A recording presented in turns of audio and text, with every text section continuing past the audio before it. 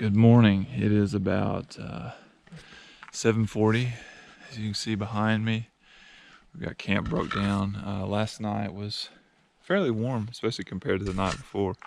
Some of the best sleep I've ever got backpacking, so that was really nice to feel well rested for the big hike today. We've got about 1,500 vertical feet to cover, and a good portion of it is in soft sand, which is going to be pretty difficult. There's a few clouds in the sky, which may help knock the sun down, but we've got plenty of water, plenty of food, and an early start. So we'll take our time, make our way westward and upward. But this has been a fun trip. It's a little bit shorter than I had hoped, but just with the potential of rain or snow tonight, for one, it was just going to be miserable shooting large format while backpacking in those conditions. And then two, the road, if you want to call it a road, the dirt trail coming in can become impassable if it gets too wet. So I don't think there's going to be that much precipitation, but just to play it safe. We had a good day in the canyon yesterday, and just gives me an excuse to come back and explore some more side canyons that branch off here. So let's hit the trail, and we'll check back in. I'm sure it'll be much more relaxing to watch than it is to actually experience, but that's the trouble I go through for you guys. Happy to do it, and as always, thanks for watching and following along.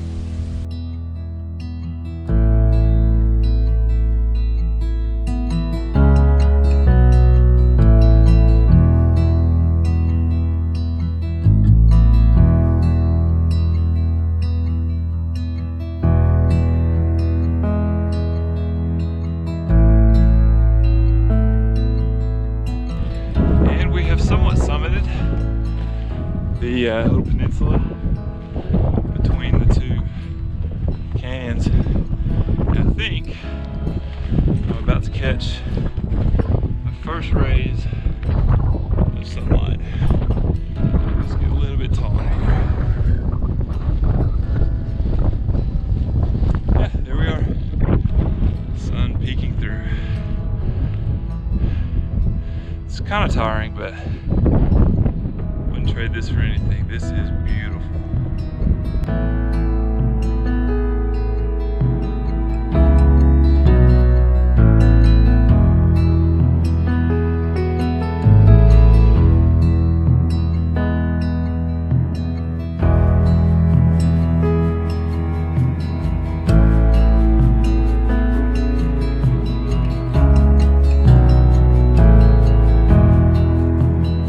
All right.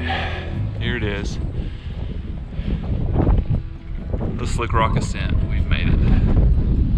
Let's get it.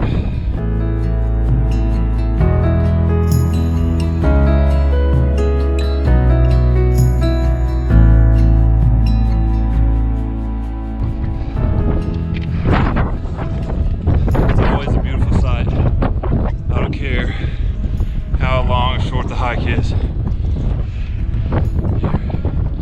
Crest the last hill or bend in the trail, you see your car. That's awesome. All right, that's gonna wrap up our time in Neon Canyon. Got a rough road back to Escalante Airport. We'll make the short flight to Kanab and head to Zion.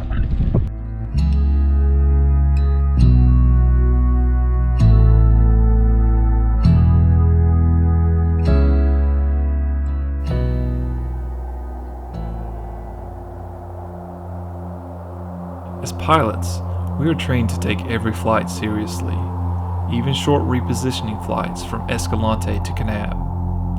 I had been a touch uneasy all morning, knowing that a snowstorm was approaching and experiencing stronger than anticipated winds on the hike out. Once back in cell phone range, a quick check of my ForeFlight app confirmed my suspicions. The cold front was ahead of schedule, and it had brought strong, gusting crosswinds with it. The small voice inside my head questioning whether or not I should make the trip was becoming louder by the minute. When faced with situations such as this, I want to have as many options as possible once airborne.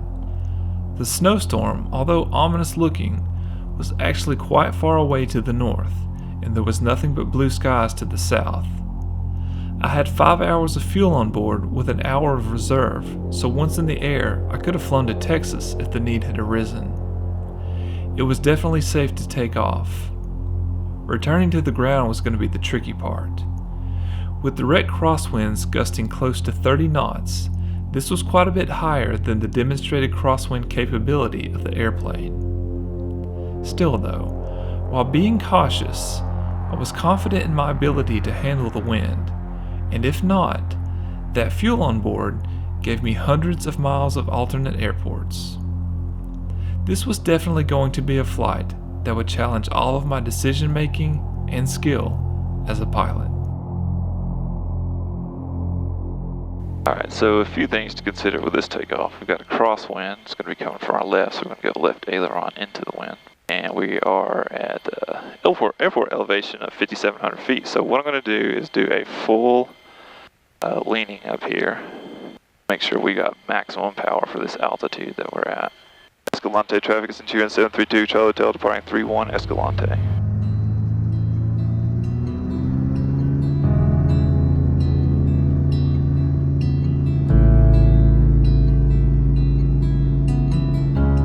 Airspeed's live, instruments in the green.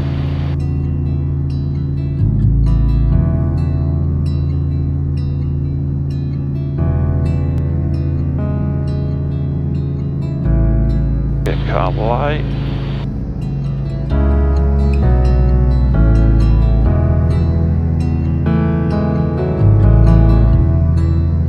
Drive it into the wind. Nice. At the brakes. Gear up.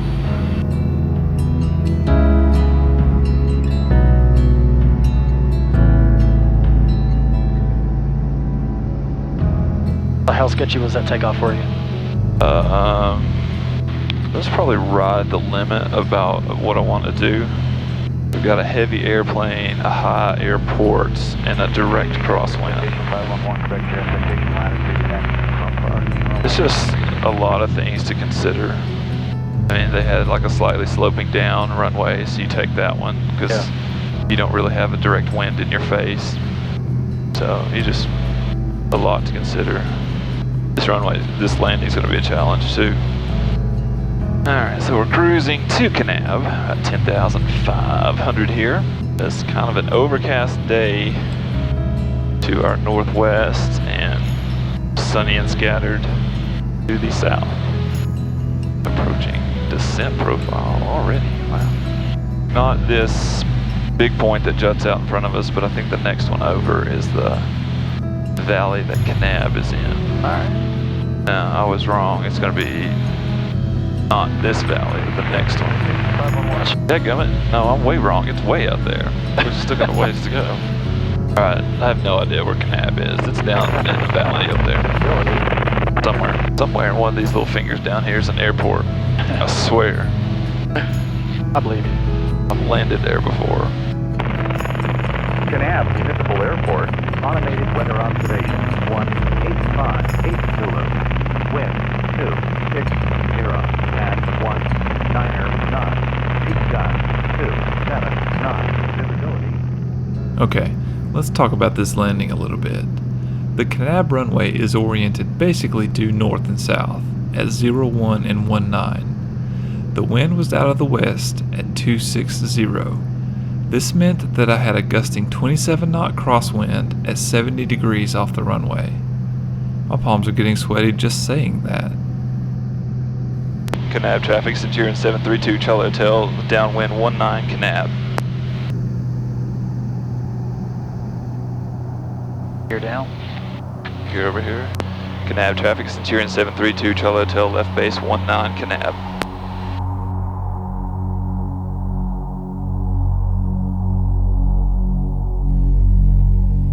Kanab traffic, Centurion 732, Charlie Hotel is final 19 Kanab.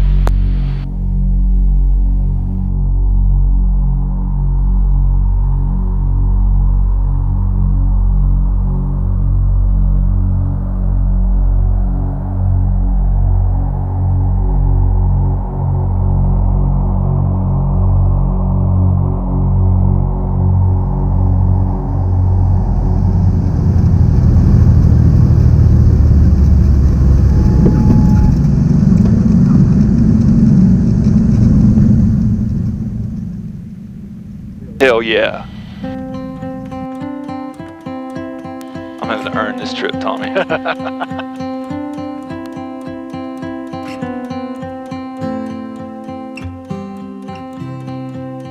All right. Welcome to Kanab.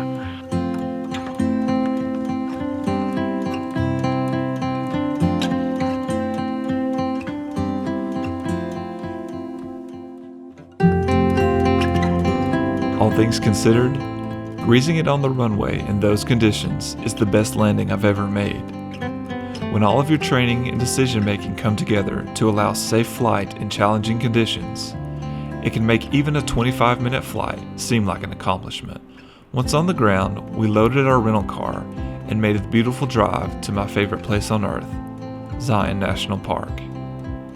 Arriving through the park's east side has become almost a rite of passage for me, and seeing the canyon emerge through the tunnel lets me know that I've arrived home.